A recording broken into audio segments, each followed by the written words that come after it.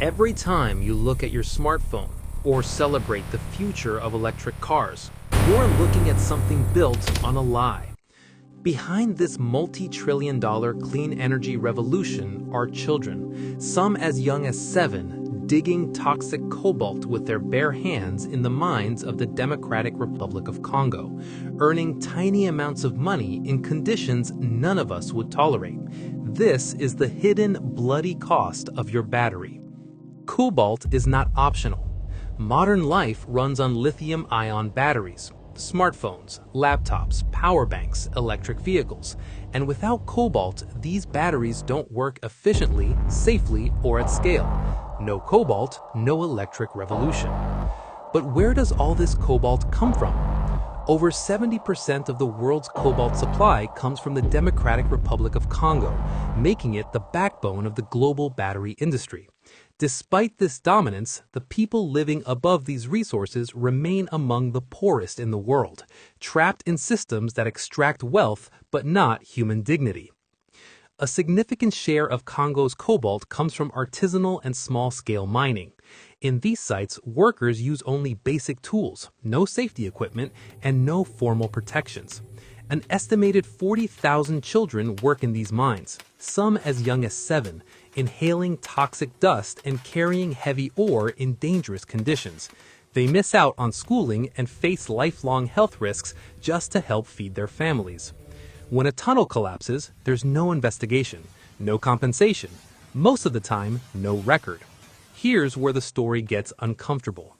Cobalt doesn't go directly from Congolese mines to Tesla or Apple. First, much of the raw cobalt is bought and processed by companies primarily based in China, which control the majority of refining before sending materials into global supply chains. By the time the processed metal reaches major tech and EV brands, the moral stains are hidden behind layers of paperwork.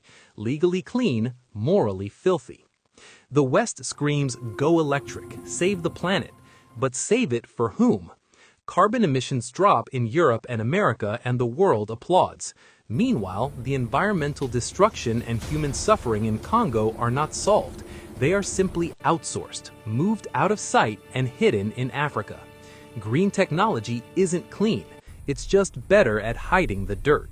So why doesn't this change? Because Congo's political system struggles with corruption and weak enforcement. Because global demand for batteries is exploding. And because consumers, all of us, benefit from not asking hard questions. We upgrade our phones, we applaud electric cars, and we tell ourselves the story ends there. This is not a simple villain story. There is no single evil company, no single evil country. This is a system built on convenience, profit, and moral distance.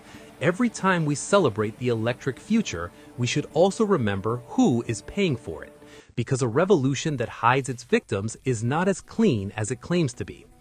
If this story made you uncomfortable, good. That is the first step toward the truth. The world is changing, but we have to decide. Are we going to ignore the cost or demand a truly clean revolution? Let me know what you think in the comments, and subscribe for more stories they'd rather you didn't think about.